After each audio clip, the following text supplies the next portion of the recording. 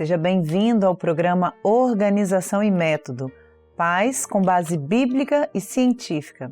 Um programa especialmente elaborado para as nossas famílias. Se você se interessa por temas relacionados à educação, fique conosco. Nós queremos que você se apresente, diga de onde você é, de onde você nos assiste. Curta e compartilhe esse episódio com as pessoas, os seus queridos, que também contam com orientações para suas famílias. Você pode nos assistir pelo canal 126 da TV, o canal 85 da Sky Livre e pelo YouTube na playlist Organização e Método. Você sabe que lá nós temos muitos episódios especialmente elaborados para as nossas famílias. E eu já cumprimento aqui a minha querida amiga, professora Fernanda Becali. A paz do Senhor, Fernanda. A paz do Senhor, Kézia, é uma alegria estarmos juntas. E você que tem nos acompanhado sabe que nós estamos conversando com famílias muito amadas dos nossos pastores, que têm contado as suas experiências de vida, suas experiências de conversão, e isso tem sido alicerce para os nossos lares. Hoje recebemos o pastor Pita e sua esposa Ana Lísia. A paz do Senhor. A paz do Senhor, a Kézia, né, e a Fernanda, por final tem o mesmo nome meu também. E aos ouvintes, né, nós nos sentimos muito honrados de poder participar de um programa que a gente sabe que tem sido tão importante. A paz do Senhor, Kézia, Fernanda e a todos os ouvintes. A paz do Senhor. Olha, é uma bênção ter vocês aqui, uma família querida, uma família que esse sorriso, toda vez que nós encontramos, né, Fernanda, nos transmite paz, acolhimento. Nós temos certeza que os irmãos têm essa impressão, ver no rosto do pastor Luiz Fernando Pita e da irmã Ana Lísia. Irmãos muito queridos, nós estamos nessa sequência tratando das famílias dos pastores, das suas esposas, de como vocês também nos ensinam a respeito de tantas experiências maravilhosas, não só da experiência na igreja, mas também da experiência com a vida profissional. Então, esse é um episódio que nós vamos falar um pouco mais de vocês, de onde vocês vêm, se vocês nasceram num lar cristão e qual foi a experiência de vocês do encontro mais importante da nossa vida, que é o encontro com o Senhor, a experiência de conversão. Já conheciam a Igreja Maranata? Conte para nós como é que foi essa experiência, pastor? Em primeiro lugar, né, nós participamos desde de infância, nós éramos da mesma igreja, porque nós conhecemos a obra bem no início. Nós conhecemos a obra em 74, né? 72. 72, isso. E a obra começou outubro, vamos dizer, 67, quer dizer, ela estava ali bem no início, quando saíram da Preteriana e começaram ali a Igreja da Toca. E nós tínhamos 14 anos. 14 anos. Então, a nossa experiência de salvação, inclusive, ela anota tudo, então ela tem tudo guardado, isso é muito bom. Nós, embora sendo criados dentro de uma igreja evangélica, participando lá das escolinhas, dos pequenininhos. Eu tenho uma Bíblia do rol de berços. Quem foi da Presbiteriana sabe o que é isso, rol de berços. Quando a criança nasce, ganha uma Bíblia com uma dedicatória das irmãs que fazem parte do rol de berços. Eu tenho essa Bíblia, até pouco tempo, né? Mas nós nos lembramos do dia que nós aceitamos o Senhor. Nós tínhamos no mesmo dia. Vocês então já se conheciam desde novos? Assim, mesma igreja. Por sinal, até frequentávamos o mesmo colégio, porque eram colégios perto das nossas casas, mas interessante isso, o dia que nós aceitamos o Senhor Jesus. A gente frisa isso, porque uma vez numa aula o pastor Gedeuti estava perguntando, quanto tempo você se converteu? Aí a irmã falou, perguntou a uma irmã, o irmão falou, aí perguntou a um jovem, o jovem disse o seguinte, não pastor, eu nasci na igreja. Aquilo deu um nó na minha cabeça, eu falei, isso não está certo, eu não falei nada ali. Por quê? Porque mesmo nascendo na igreja, tem de ter o dia que você aceitou o Senhor Jesus como o seu Salvador. Eu já falei isso aqui em outros programas, porque eu acho importante o jovem saber disso. Posso falar a data? A data e o pregador, né? Isso. 13 de maio de 1972. Pastor Jonas Marques, que foi um dos primeiros pastores nossos na igreja presbiteriana em São Gonçalo, Rio de Janeiro. Ali nós fomos à frente, aceitamos. Fomos à frente. Isso foi um marco importantíssimo na nossa caminhada na presença do Senhor. Éramos como adolescentes, 14 anos, né? Éramos adolescentes na igreja, mas as nossas famílias, a minha mãe era uma serva, meu pai não, se converteu depois. Minha mãe serva e meu pai também não. Meu pai veio a se converter, me trazendo ao Manaim, que queria saber aonde que a filha dele estava indo, porque tinha uma criação muito rígida. E ele se converteu no Manaim, aqui do Domingo Martins. Naquele tempo, depois de anos orando, né? Minha mãe orando, e o Senhor nos concedeu essa bênção. Mas vocês então não eram daqui, né? Não, nós somos do Rio. Uhum. Nós estamos morando aqui tem 4 anos. 4 anos por uma questão profissional, uma porta que se abriu e o Senhor mostrou que eu aceitasse e ficasse por uma questão de uma direção do Senhor. Eu sou engenheiro da Prefeitura de Vitória, sou engenheiro mecânico e nós trabalhamos em alguns contratos. Esse contrato, você sabe que Vitória é um arquipélago que tem mais de 50 ilhas. Aterraram muitas delas. Nós temos bairros com nome de ilha, Ilha do Príncipe, Ilha de Santa Maria. Eram ilhas que foram aterradas, mas aterraram as bordas da ilha para que a maré não entre, só que não acompanharam o aterro para dentro da ilha. Aí quando fizeram o sistema de drenagem para escorrer a água da chuva que joga direto no mar, descobriu que em muitos momentos de maré alta tem locais onde já tem casa, com ruas, tudo, está abaixo do nível do mar. E aí fizeram uma solução muito especial. Dividiram a ilha em bacias hidrográficas, criaram galerias e toda a rede de drenagem joga para dentro dessas galerias e na ponta onde essas galerias saem para o mar, eles colocaram comportas. Quando a maré sobe, fecham-se as comportas. E se chover alguma coisa, ligam-se as bombas. Tem bombas, são estações de bombeamento. Nós temos hoje 7 estações em funcionamento, estamos construindo mais 3 estações de bombeamento, além de termos hoje um reservatório de 25 milhões de litros, onde a gente absorve a água se vier muito grande chuva, né? Ali em Maruípe. Estamos fazendo outro reservatório maior ainda ali em Santo Antônio. Então, Vitória, para não encher d'água, tem todo, mas é uma engenharia muito, muito, muito especial. E eu sou responsável por isso hoje, da operação disso aqui na cidade de Vitória. Se Vitória encher d'água, a culpa é minha. A gente já sabe quem procurar, né? Agora, pastor, é muito interessante esse relato a respeito da estrutura de Vitória, que eu particularmente não conhecia. Não sei se os irmãos aqui tinham conhecimento dessa estrutura, mas uma coisa que chamou muito minha atenção foi o modo como o Senhor destaca o dia da conversão e o modo como Ana traz, inclusive, a data e o momento da igreja do pregador. Eu não tenho essa memória maravilhosa, eu acho que Ana deve ser parente do pastor Gedeuti, que ele também gosta de trazer os nomes e as datas certinho, né? Mas eu queria conversar um pouco a respeito desse momento de vocês e desse destaque que nós damos aos jovens, especialmente aqueles que nasceram na presença do Senhor, mas há um momento de posicionamento. Isso é muito sério, né?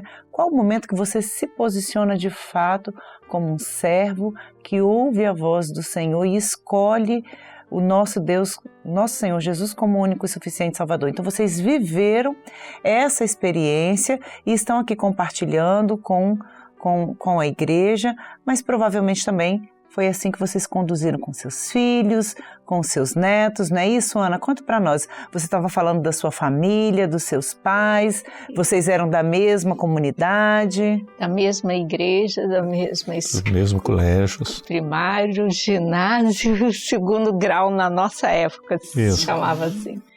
E nós sempre tivemos o mesmo rol de amigos cristãos. Minha mãe cristã, uma serva, dona de casa, cuidava dos filhos. Meu pai, um comerciante, bem sucedido, né, Fernando? Bem. E um pai presente, sempre presente, mesmo não sendo cristão. Ele sempre foi muito presente ao cuidar do lar, né? E minha mãe sempre muito presente na vida dos filhos. São 8 filhos. Somos 8. Vocês são 8. Deles. E minha família... 2. 2. Então eu venho de uma família bem... assim, Numerosa, né? Numerosa, né? Mas feliz, uma família feliz. Bem tradicional, um pai conservador. Então eu não podia nem nunca pensar em namoro. Não existia isso na minha... Nesse período de adolescência? Nada disso. Então, quando ele veio me trazer eu e minha irmã, ele veio com a família inteira, colocou dentro de um carro e viemos todo para o Manaim. Era um carro grande, era uma veraneio, tá? Ele viajava sempre conosco. Ele era muito cuidadoso. E ele veio, e nós, mesmo sendo, né, de uma igreja, e o pastor amigo, né, era amigo nosso pastor, mas ele nunca aceitava o Senhor. Entendeu? Mesmo ele sempre presente. Mas quando veio nos trazer ao Manaim para observar o ambiente, ele abriu o coração para o Senhor Jesus. Então, dali em diante, melhor ainda, porque tínhamos a bênção de salvação, né? E foi uma experiência maravilhosa, porque minha mãe sempre serva, sempre cuidadosa, antes de ir para a igreja, adiantava o alimento, a mãe dele também. Isso é uma experiência à parte. A gente mais vê dela. As servas, o pastor Jesus tinha insistindo em EBD. A minha mãe, ela conta que quando ela casou, meu pai foi criado no início na Igreja Batista, depois se desviou como jovem, depois veio se converter já idoso na Igreja Nossa, na Igreja Cristã Maranata. Mas minha mãe disse que quando casaram, ele virou para ela e disse: eu sei que você frequenta a igreja e gosta de ir domingo de manhã na escola dominical, você pode ir, eu só quero que meio-dia o almoço esteja pronto. Minha mãe levantava 4 da manhã, não morávamos muito perto da igreja, não tínhamos carro, meu pai era um policial honesto, porque policial honesto nunca teve muito dinheiro mesmo. E ela preparava todo o almoço, deixava só para quando chegar em casa, dar uma pequena esquentada em alguma coisa, a mesa já posta, mas nós não perdíamos uma escola bíblica dominical. E isso foi um zelo que... Foi, e eu aprendi isso com ela. Antes de sair para a igreja, eu sempre adiantei. Começava no dia anterior e sempre participei de tudo da igreja. Filho, levava alimento, eu levava a janta dos meus filhos, até que com meu filho com 13 anos, mãe, eu não quero mais jantar na igreja, porque eu não queria que nada atrapalhasse o pai, entendeu? Então foi uma coisa que eu aprendi com minha sogra e aprendi também com minha mãe. Minha mãe pegava todos os filhos, meu pai já... Certo, né? Meu pai ainda não tinha se convertido na presbiteriana, Sim. não. E ela pegava e nos levava para a igreja, sozinha. Isso é então, importante. eu nunca, mesmo igrejas longe, eu sempre, um bebezinho, estava ao lado, sempre presente. Fernanda, tanto o pastor quanto a Ana destacam o compromisso da família, né? Então, de homens e mulheres que ao mesmo tempo que valorizam a sua família, então o que é valorizar a família? É um cuidado com a mesa, é um cuidado com uma reunião. A mesa é um lugar de culto, né? Nós nos encontramos, nós celebramos o fato de estarmos juntos, agradecemos ao Senhor pelo alimento físico e espiritual que sustenta o corpo, que sustenta o espírito, e é um momento de encontro, de saber se está tudo certo. É olhando um no olho do outro. Então isso não faltava. Mas também não havia nenhum outro tipo de comprometimento que pudesse atrapalhar a família na casa do Senhor. Isso é uma outra coisa muito séria. Então, você tem que buscar os dois tipos de alimento, né? O físico e o espiritual. Então, como já na posição de pastor, há um preciosismo nisso. Nada pode nos afastar do trabalho que o Senhor nos deu. E todo o trabalho é importante, toda a igreja tem um trabalho. As irmãs, os irmãos que às vezes não têm uma função identificada, eles são responsáveis pela permanente oração de todos os trabalhos que estão ali sendo desenvolvidos, né?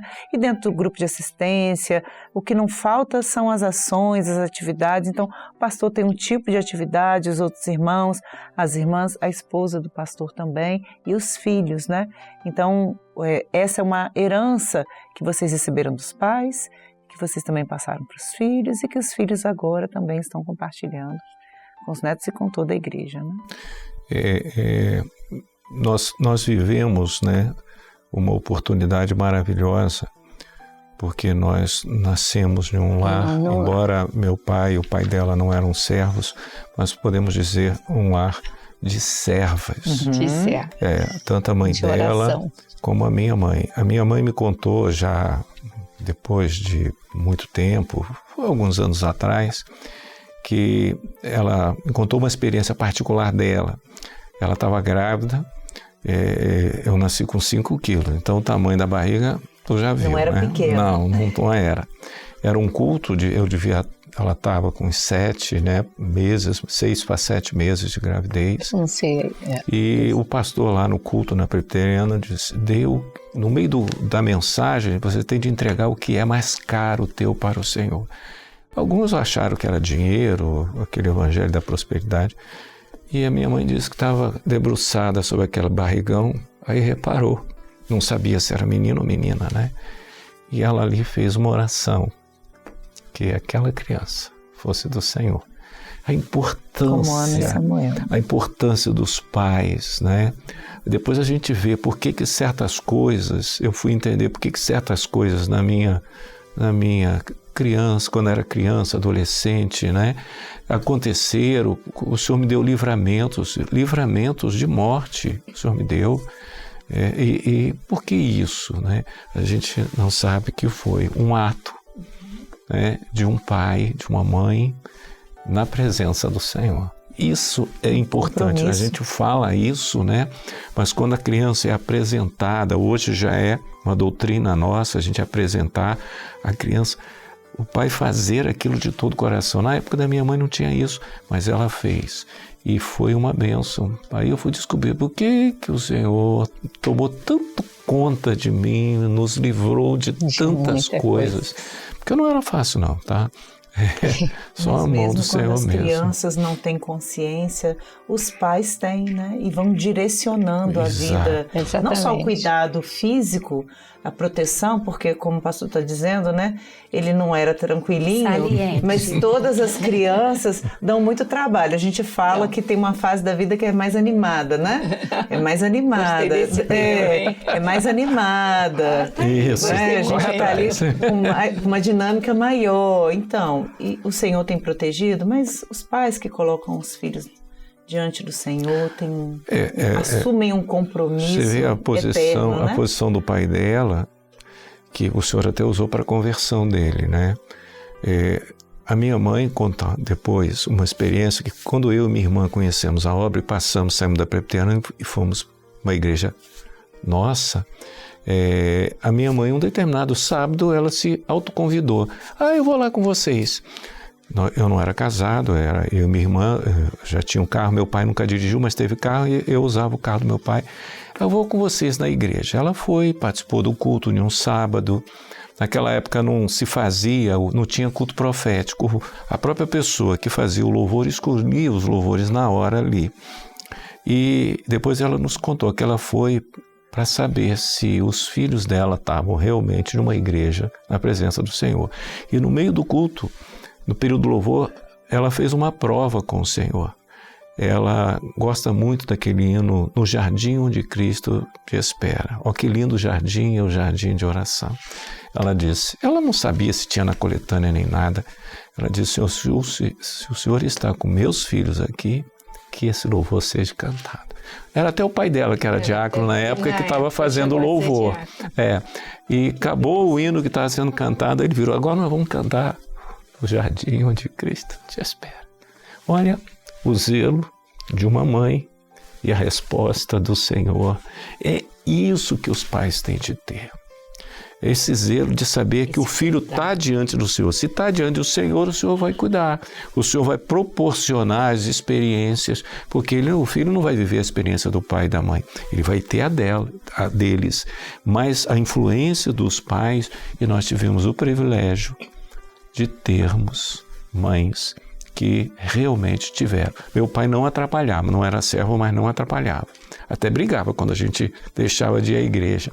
O pai dela, não sendo servo, mas preocupado, a importância de termos os pais na presença do Senhor. Isso é uma bênção que o Senhor nos deu. E presente, os pais presentes, vendo o caminhar dos filhos, né, levando os filhos a ter o temor do Senhor. Entendeu? A experiência própria, a experiência do nascimento do Gustavo, né? Você poderia contar. E todo ano, no aniversário dele, eu passava para ele a bênção que o Senhor tinha dado para ele. Então, experiências em cima de experiências, até que eles tiveram a deles. A experiência do Gustavo, né? Gustavo é o meu filho. O meu filho mais velho. Quais são os filhos? Qual o nome Gustavo dos e filhos? Júlia. Gustavo e Júlia. Qual o nome dos netos, Ana? Helena e Olívia. Gustavo é o mais velho e Júlia quase dois anos depois. 2 anos e meio depois. Mas Gustavo, Ana entrou em trabalho de parto, eu já era pastor em uma igreja nossa. É a primeira igreja que eu assumi como pastor. E era domingo de manhã, ela começou a entrar em trabalho de parto. 8 horas da manhã nós já estávamos no hospital. E ele foi nascer 19h30, no horário do início do culto. Porque houve uma complicação e já começou, o parto foi normal e ele não nascia. E eu me lembro que ele nasceu na hora do clamor, porque um diácono que fez o culto, que iniciou o culto, botou a igreja de joelho para fazer o clamor, ele lembrou, a esposa do pastor está... O Senhor revelou. O Senhor revelou, né? Revelou. Vamos incluir no clamor a esposa do pastor que está em trabalho de parto no hospital. Ele nasceu exatamente às 19h30. Nasceu no clamor da igreja. Eu digo que ele é terrível, nasceu debaixo do clamor. Eu brinco com ele, né? Mas ali, a experiência é que a médica pediatra que acompanhou o parto achou o que ela chamou de calo de parto. É um pequeno líquido que fica entre o couro cabeludo da criança e o crânio. Aquilo um parto difícil, é normal, mas ela mediu o diâmetro daquele carocinho, né, que tem um líquido ali por baixo, e disse, daqui a 15 dias eu vou medir novamente, leva no consultório, que se estiver aumentando, pode ter uma fratura craniana. Se não, é porque foi só no parto mesmo, e isso vai levar uns 3 a 4 meses e vai ser absorvido. Tudo bem, 15 dias depois levamos, ela achou que estava aumentando, que tinha aumentado.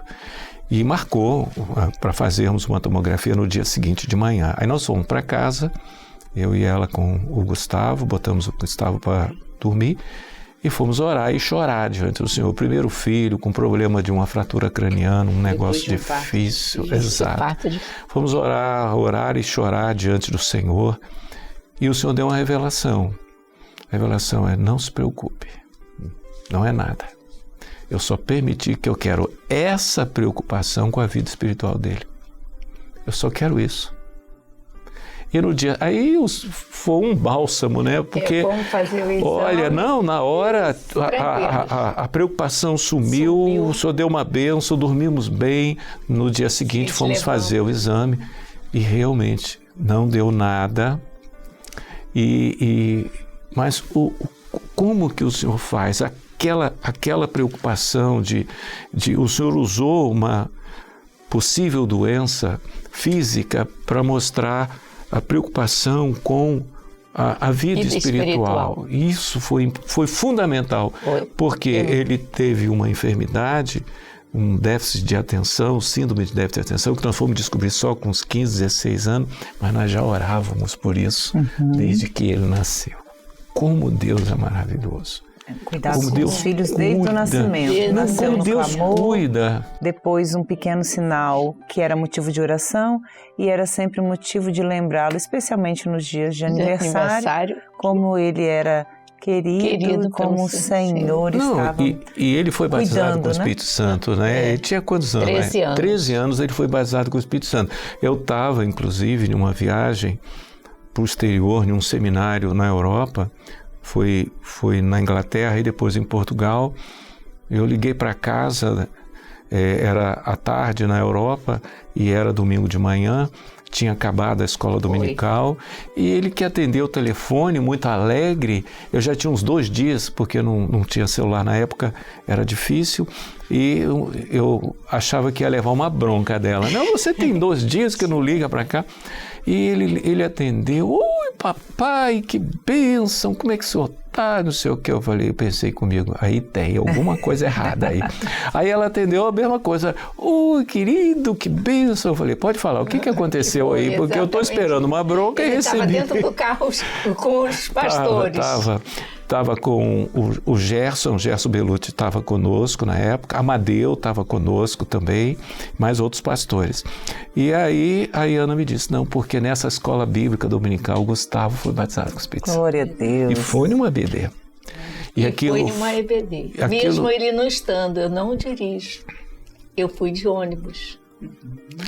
Mas a promessa do Senhor e o batismo com o Espírito Santo foi fundamental para ele entrar na fase, terminar a fase de adolescência, entrar na fase de jovem, já na presença do Senhor, com as ofertas do mundo. Consolidado. Ele, antes de ser batizado nas águas, que ele foi batizado com 15 anos, ele já estava batizado com o Espírito Santo. Mas isso começou em um clamor, como Deus é maravilhoso. E o Senhor falando, pastor, do acompanhamento dos pais. Agora, recentemente, nós temos a bênção das aulas para as irmãs, desde a gravidez, elas participarem ali na classe desse momento glorioso. Então, a gente chamar a atenção com essa experiência, como que a gente vai aprendendo que esse é um momento que o Senhor separou para as irmãs entregarem os filhos diante do altar. Gente, a nossa filha também teve uma cura. Ela tinha que 2 anos? Uns 3 anos. 3 anos.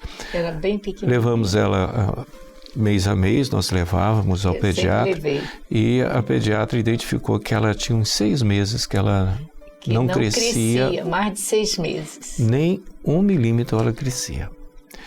Uma criança de 3 anos, eu me lembro que nós saímos, era um dia de semana à tardinha, né? Saímos do consultório, a igreja que eu era pastor não estava longe, nós fomos para o culto já tinha começado, nós chegamos, sentamos lá no finalzinho, e no final do culto, o diácono que tinha entregado a palavra do Senhor, um dos sinais que o Senhor deu, que entrou um casal aqui, que preocupado com uma enfermidade de um filho. O Senhor disse: não se preocupe, eu já o curei. Glória a Deus. E dali em diante ela cresceu tudo que não cresceu nos 6 meses e que deveria crescer, uma criança normal. Uma coisa que a médica também não consegue explicar, né? Entendeu? O cuidado do Senhor, o cuidado, porque são vida espiritual, vida profissional e vida sentimental. Nós sempre aprendemos, né, que a ordem é primeiro a espiritual. A espiritual, ela dá suporte para a vida profissional e dá suporte para a vida sentimental, a vida sentimental, no caso aí já o casamento. Então o jovem tem de entender isso, que a profissão dele, ele muitas vezes consulta para uma profissão, para quando ele ter dificuldade naquela profissão, ele clamar ao Senhor e o Senhor o ouvir. Por quê? Porque ele obedeceu, escolhendo aquilo que o Senhor queria. Isso é importante. Eu gosto da moça, eu gosto do rapaz, mas o Senhor está nisso, porque eu conheço um jovem que hoje estão separados, né, já estão casados há muito tempo, que o Senhor disse, não case com essa moça. Eram 2 jovens da igreja. Ele resolveu casar. Lógico, saiu da presença do Senhor e hoje está distante. Que dificuldade. O sentimento quem dá é o Senhor. Isso é uma coisa muito importante, porque nós convivemos. E eu costumo dizer para ela que quer casar comigo. Todo dia eu peço a ela em casar. Fala de novo, pastor. Todos os servos aqui ouvirem. Não, porque o sentimento, o sentimento humano, o amor humano, humanamente falando, nós até temos, mas isso passa. Porque tudo nesse universo criador passa, até o sentimento. Mas o que vem do universo redentor não passa. Como Jacó, né, que teve de pagar o dote de 7 anos para casar com a esposa, e tem um versículo que diz, e para ele foi pouco tempo pelo muito que a amava. Por quê? Porque isso vem do Senhor. Isso não gasta, esse sentimento, né? Nós envelhecemos, nós estamos passando, né? Enrugando, mas ela continua linda como era. Ana, depois dessa declaração preciosa, que ela é linda, pastor, a gente já sabe, né? Nós concordamos. Que eu vejo a Ana lá no Maranhão, eu falo, e o cabelo dela? Eu e Kézia hoje até ajeitamos aqui nossos fios. Ela não quis nos falar o segredo do cabelo. Mas ela disse que ela faz o próprio cabelo, Kézia. Tá vendo? Esse é o dote que nós vamos melhorar ainda, tá? Antes não. Mas você já contou, Ana, que o seu pai era muito conservador. Muito conservador. E o pastor Peter está falando agora dessa parte da vida sentimental. E vocês estudaram na mesma escola, então eram colegas juntos. Como foi esse encontro? Que é o segundo encontro mais delicioso. Eu passei um aperto, né? Porque eu já contei para vocês ali fora, teve um seminário que todo início de uma aula eu fazia o clamor e entrava em comunhão. Aí o senhor me lembrava, porque você não pediu ela para namorar. Aí eu falei, pode deixar, senhor, no intervalo eu vou pedir, me perdoa. E aí eu entrava em comunhão, era uma bênção, só que eu tinha medo de perdê-la como amiga, se ela não aceitasse. Que para mim já era suficiente, gostava dela, a ponto de só como amiga já era suficiente. Aí passou aquele seminário todo e na semana seguinte, realmente, aí eu pedi e o Senhor nos deu a bênção, mas não houve aquele, até aquela experiência, né, do casal que nós descobrimos, né? Aquela experiência, quando nós conhecemos a obra e nós nos definimos, nós fomos para uma reunião de jovens na igreja presbiteriana ainda. E de uns sinais que o Senhor deu no meio ali daquela reunião, o Senhor falou numa interpretação de língua que estava separando 2 jovens para um casamento. Teve gente lá que pegou para eles, né? Sabe como é que é o negócio, né? Mas não passou para... na nossa cabeça... Que era um ou outro. Nós não namorávamos, nem tínhamos intenção de namorar. A coisa evoluiu, os anos passaram, as coisas evoluíram, os anos passaram, nós começamos a namorar, fomos casar depois de formado, depois que eu estava formado e ela também, e já com os 2 filhos, um dia conversando em casa, você lembra daquela reunião? Nós 2 estávamos naquela reunião. Aí ela disse, lembro, você sabe que eu tinha certeza que o senhor estava falando comigo? Ela disse, eu também tinha certeza que eu sabia que era comigo, não sabia quem era a moça. E ela também sabia que era com ela. E realmente, daquele grupo grande... Eram mais de 100 jovens que estavam ali naquela reunião. Você vê como é que o Senhor faz as coisas de forma que o homem não precisa... Deus não precisa de ajuda, Deus precisa de um coração sincero e obediente. Sincero, que eu digo aí, é na presença dele, sem pecado, debaixo do clamor ali, pelo sangue nós de Jesus. Já tínhamos definido, né? Pela obra. Pela obra. E Foi através do pastor Jonas, né? Jonas levou a obra para nós. O pastor Jonas Marques fez o seminário de Pedra de Guaratiba junto com o nosso pastor da Presbiteriana na época, Dona Sara. Pastor Dodge era professor desse seminário em Pedra de Guaratiba. E como eles se conheciam, ele levou a obra na época, no início da obra, e foi aí, naquela conversão, eu nem te vi lá, porque... Ele estava em local diferente, hoje que descobrimos, eu lembro do meu local e ele também. Eu estava numa das galerias, a igreja era muito grande, eu estava numa das galerias, eu desci de lá, fui lá na frente aceitar Jesus. E ela também estava na parte de baixo, né, perto do coral, né? Perto do coral. E foram mais de 30. O pastor Jonas Marques era evangelista. Ele marcou, né? Não, o início da obra foi muito importante. Aquele trabalho do pastor Jonas foi maravilhoso, entendeu? Fazendo com que o Espírito Santo, é aquilo que nós estamos conversando nesse evento Trombeta e Festa, proporcionar a igreja orar para que o Espírito Santo possa atingir os corações, seja onde a pessoa estiver. Nós estávamos conversando com o pastor Samir, ele quando jovenzinho ouviu falar do Senhor Jesus de uma família muçulmana, de uma União Soviética comunista, que não aceitava religião nenhuma, ele fez uma oração: Senhor, eu queria te conhecer, Jesus. E 3 dias depois ele ganha uma Bíblia de presente, que era impossível entrar uma Bíblia na União Soviética, ele era do Cazaquistão. E como que o Senhor operou a conversão, toda a família se converteu através de uma operação do Senhor, o Espírito Santo. Então, nós temos de entender isso. Ninguém se converte porque o pregador é eloquente, porque a igreja é bonita, não. Porque o Espírito Santo operou. E nós estamos, nesse evento Trombeta e Festa, orando para isso, para que o Senhor possa dar experiências maravilhosas às pessoas que estarão assistindo a esse evento. Foi o que aconteceu conosco, através do pastor Jonas Marques. Glória a Deus. Irmãos, nós precisamos encerrar o programa. Essa é uma conversa muito agradável. Enquanto vocês iam falando, é um casal com quanto tempo de casamento? 40. 40, iremos fazer 41. Quanto tempo de namoro? Quase 9.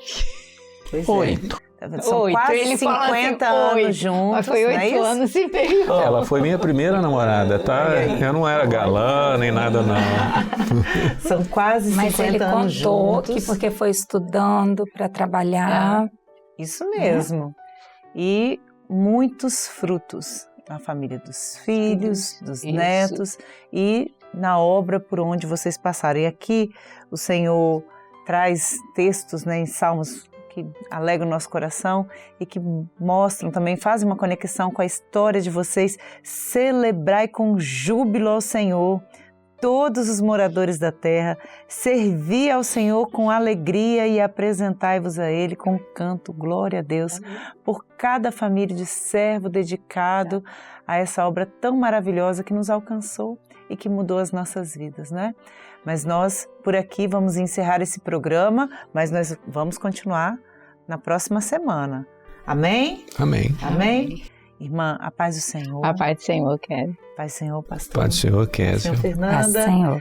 E a todos vocês que estão conosco, e nós esperamos que você tenha recebido daí a mesma bênção que nós recebemos daqui. Fique conosco. Na próxima semana nós vamos continuar a conversa com essa família tão querida, aprendendo mais e mais com eles. Nós esperamos que você e sua família também compartilhem conosco as experiências que têm vivido na presença do Senhor.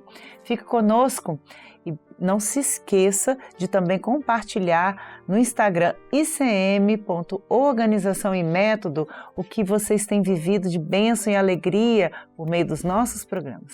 Que o Senhor nos abençoe grandemente. A paz do Senhor Jesus.